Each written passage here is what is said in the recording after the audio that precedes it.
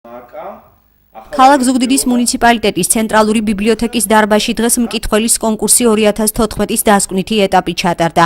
კონკურსი 3 ეტაპად მიმდინარეობდა. პირველ ეტაპზე მკითხველებმა წაიკითხეს რიჩარდ ბახის წიგნი თოლია ჯონათან ლივინგსტონ. მეორე ეტაპზე ჩატარდა ტესტირება წაკითხული წიგნის შესახებ. აქედან ჟიურიმ საუკეთესო მონაწილეები შეარჩია.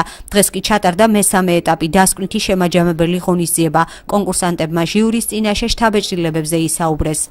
Მოკლედ ამ წიგნებს ვთავაზობთ ბავშვებს წასაკითხად, შემდეგ ვადგენთ ერთგვარ ტესტირებას, რომ გამოვრიცხოთ და გამოვავლინოთ ფინალისტები, ხოლო ფინალისტებს უსმენთ და მათი მსჯელობა ფასდება.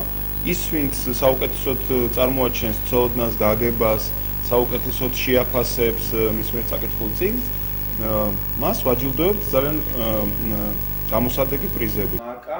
კონკურსში 15-დან 30 წლამდე ასაკის მსურველები მონაწილეობდნენ. კონკურსანტებს დღეს პროექტის ხელმძღვანელმა გიორგი წეროძემ მოусმინა.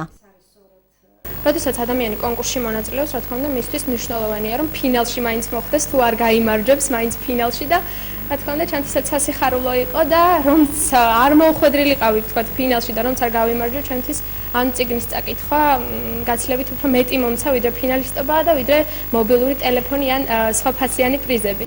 კონკურსის შედეგად გამოვლინდა 3 გამარჯვებული, რომლებმაც მიიღეს პრიზები საუკეთესო სმარტფონი Fly 4410 და ელექტრონული წიგნები Nuki.